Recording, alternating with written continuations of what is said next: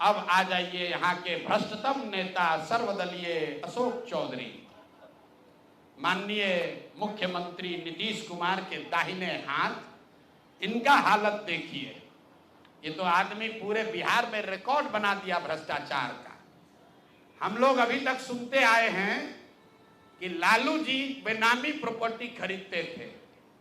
अब इनका देखिए बेनामी प्रॉपर्टी का हालत। पहले हमने आपको प्रशांत किशोर का वो बयान सुनाया जिस बयान के बाद बिहार की राजनीति में भूचाल आ गया है। प्रशांत किशोर ने प्रेस कॉन्फ्रेंस करके एनडीए के कई नेताओं पर कई सारे बड़े खुलासे किए थे, जिसमें सबसे बड़ा खुलासा बिहार सरकार के मंत्री अशोक चौधरी पर हुआ था। आपको हम पूरा बयान भी दिखाएंगे, लेकिन उसके पहले इसका पलटवार दिखा देते हैं जो आज मीडिया के सामने आकर अशोक चौधरी ने किया है। पहले अशोक चौधरी का पूरा बयान सुन लीजिए। कोर्ट के माध्यम से कोई बात कहते हैं तो जो बात आप आरोप लगा रहे हैं उसको आप शपथ पत्र के माध्यम से आपको कहना पड़ रहा है। तो 3 बात उन्होंने उठाया था कि एक बेनामी संपत्ति, बेटी का बेनामी है, तो जिसको मैंने ऑलरेडी इलेक्शन पिटीशन में डाला हुआ है और पैसा देकर हमने लिया, वो बेनामी कैसे है। दूसरा है कि उन्होंने कहा कि करोड़ों का लेन देन अकाउंट में है, तो अकाउंट नंबर बताएं। और तीसरा है कि हमने जमीन खरीदा है, करोड़ों का जमीन खरीदा है, तो कौन सी जमीन खरीदा है वो बताएं। तो इसको अब प्रेस और मीडिया के माध्यम से बहस करने से बेटर है कि कोर्ट के माध्यम से इस पर बहस किया जाए, क्योंकि कोर्ट में कुछ भी आपको बोलना है तो एफिडेविट के माध्यम से बोलना है।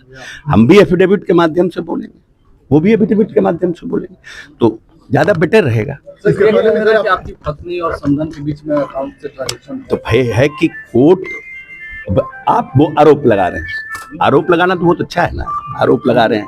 अब आप आइए कोर्ट में एफिडेविट फाइल करके बताइए अकाउंट नंबर और सब।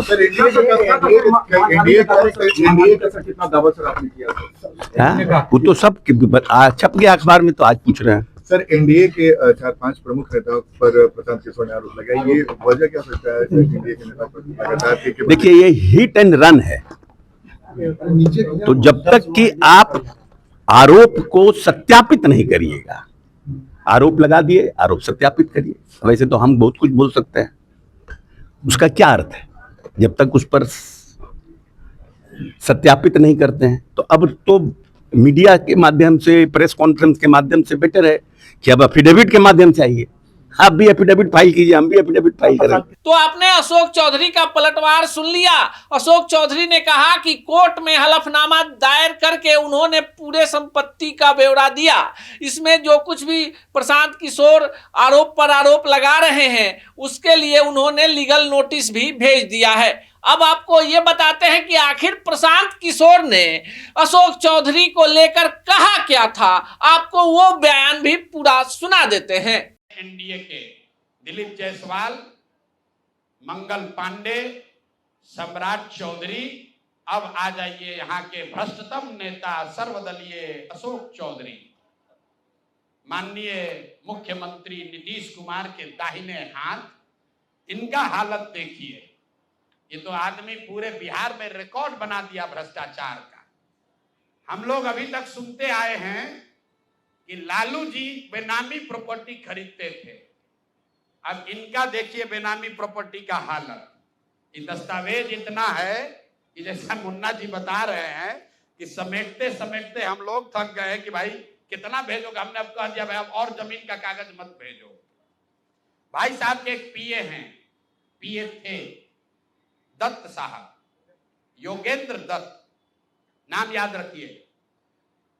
अशोक चौधरी के पीए योगेंद्र दत्त 2019 में, जरा कागज निकालिए, 2019 में अशोक चौधरी जी ने 34 लाख रुपया में योगेंद्र दत्त के नाम पर विक्रम में 1 एकड़ जमीन, करीब करीब 1 एकड़ जमीन, 0.7 एकड़, 23 कट्ठा जमीन इन्होंने खरीदा। 76 डिसमिल जमीन है जो 23-23.25 कट्ठा होता है, करीब करीब 0.7 एकड़।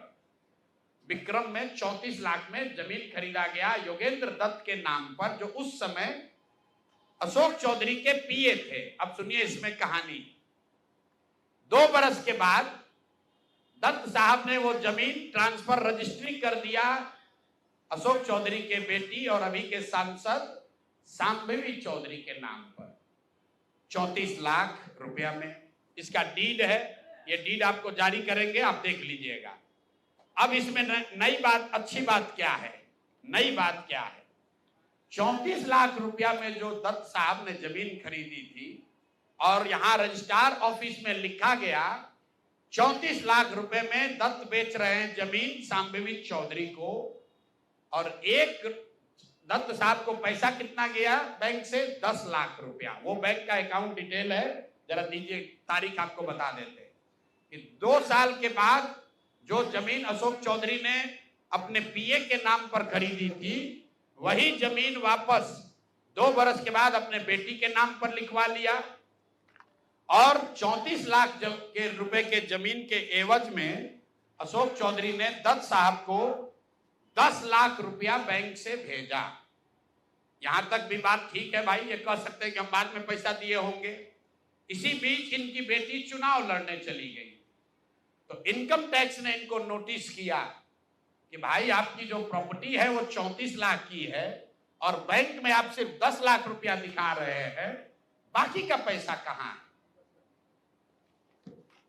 तो 10 लाख जमीन इनकी रजिस्ट्री हुई है, उसके एक दिन बाद, तारीख नोट कर लीजिए, 20 फरवरी 2021 को 10 लाख रुपया इन्होंने अपने पीए के अकाउंट में डाला है। अकाउंट यहां पर डिटेल आपको दे देंगे, और 34 लाख रुपए का जमीन वापस इनसे ले लिया।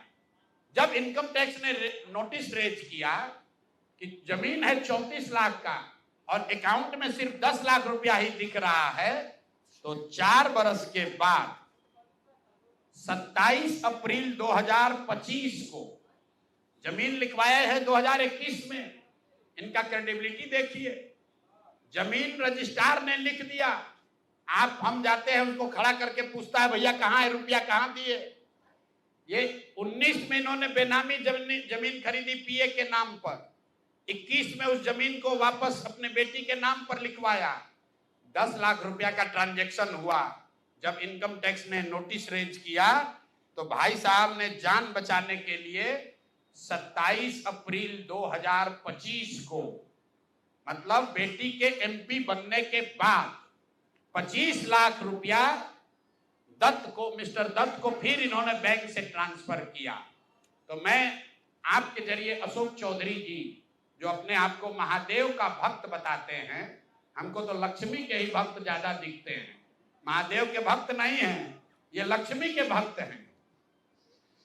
अगर आपने 34 लाख रुपए की जमीन अपने पीए से अपने बेटी के नाम पर खरीदी तो उसका भुगतान क्यों नहीं किया, 10 लाख ही क्यों भुगतान किया। और अगर आप कहते हैं कि 10 लाख ही भुगतान तय हुआ था, तो फिर बाद में 25 लाख रुपया 3 बरस के बाद इनकम टैक्स के नोटिस आने के बाद क्यों किया। अब आपको हम एक छोटा सा केस बता रहे हैं, इसका वैल्यू 34 लाख है, लेकिन आपको ये इसलिए बता रहे हैं कि इनका मोडस ऑपरेंडी क्या है, क्योंकि उसके बाद अब जो आपको बताएंगे, ये भाई साहब पिछले 2 बरस में 200 करोड़ रुपया से ज्यादा का संपत्ति, 200 करोड़ रुपए से ज्यादा का संपत्ति अपने पत्नी, अपने बेटी, अपने समधन, उनसे जुड़ा हुआ एक ट्रस्ट, मानव वैभव विकास ट्रस्ट, इसके माध्यम से इन्होंने जमीन खरीदी है करीब 200 करोड़ रुपए का। और सारा डीड, एक एक जिस दिन का ट्रांजैक्शन है, वो सारा डीड आपको यहां पर, आप चाहे तो उसका फोटोकॉपी ले सकते हैं। मैं एक बात क्लियर कर लूं, यहां जो मानव वैभव विकास ट्रस्ट है, हमारे पास उसके खिलाफ सबूत नहीं है। हम ये बता रहे हैं कि जब इनकी बेटी का एंगेजमेंट हुआ है, उसके बाद से अचानक से मानव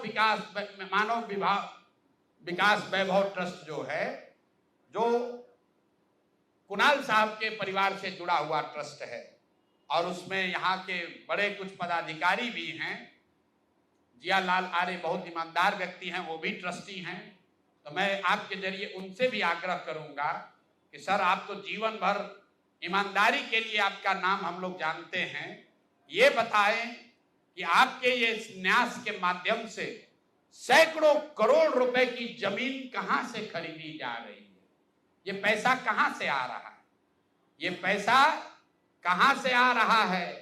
क्योंकि इस ट्रस्ट के ट्रस्टी जो कुणाल साहब की पत्नी हैं, उनके बेटे हैं, इनमें और अशोक चौधरी के पत्नी के बीच में डेली का बैंकिंग ट्रांजैक्शन का रिकॉर्ड हम लोग के पास है। तो मैं अभी सिर्फ इतना ही आपको बता रहा हूं कि पिछले 2 वर्षों में जब अशोक चौधरी की बेटी की सगाई हो गई तो सगाई से शादी के बीच में 38 करोड़ रुपए की जमीन पटना में खरीदी गई है। टोटल 38 करोड़ 44 लाख 40 हजार इतने रुपए का तो चेक से पेमेंट हुआ है। चेक से पेमेंट हुआ है 38 करोड़ 44 लाख 40 हजार। 12/5/2022 को पहली जमीन ली गई 23 करोड़ 40 लाख 30 हजार में। 12/5/2022 को एक दूसरी जमीन ली गई जिसकी कीमत है 8 करोड़ 89 लाख 70 हजार। 8 दिन के बाद 20 मई 2022 को फिर एक तीसरी जमीन ली गई जिसका वैल्यू है 3 करोड़ 44 लाख 41 हजार। फिर 2 महीने के बाद 14 अप्रैल 2022 को जमीन खरीदी गई 7 करोड़ 20 लाख का। फिर 4 दिन के बाद 18 जुलाई 2022 को जमीन खरीदा गया 15 करोड़ 50 लाख का। और ये सारी जमीन इंगेजमेंट और शादी के बीच के डेट है, उतना ही आपको बता रहे हैं। तो आपने प्रशांत किशोर का भी बयान सुना। अब जैसे ही प्रशांत किशोर ने अशोक चौधरी पर बड़ा बम फोड़ा, बिहार एनडीए के अंदर ही खलबली मच गई। एनडीए के ही कई नेता अपने ही नेताओं को घेरने में लग गए। कहा भ्रष्टाचार का आरोप लगा है, सामने आइए, सामना कीजिए, नहीं तो इस्तीफा दीजिए। अब अशोक चौधरी ऐसे कैसे मानने वाले हैं? पहले अशोक चौधरी ने लीगल नोटिस मंगलवार को भेजा और बुधवार को अशोक चौधरी मीडिया के कैमरे के सामने आए और जवाब भी दिया। अब क्या सच है, क्या झूठ है, क्या जो खुलासे प्रशांत किशोर ने किए हैं वो मनगढ़ंत है, या फिर जो डॉक्यूमेंट प्रशांत किशोर सामने रख रहे हैं वो सच है, या अशोक चौधरी जो कह रहे हैं इसमें कोई भी कहीं से बनावटीपन है? ये तो दोनों नेता जाने, पर जनता ये जानना चाहती है कि धुआं धुआं ही है कि अंदर ही अंदर आग भी जल रही है। चुनाव का समय है और ऐसे में अगर किसी भी नेता पर भ्रष्टाचार का आरोप लगता है तो जनता के बीच भी ये मैसेज जाता है कि अगर नेता पाक साफ हैं तो उन्हें सामने आकर पलटवार करना चाहिए। बाकी इस प्रसंग पर आप क्या सोचते हैं कमेंट बॉक्स में जरूर बताइएगा।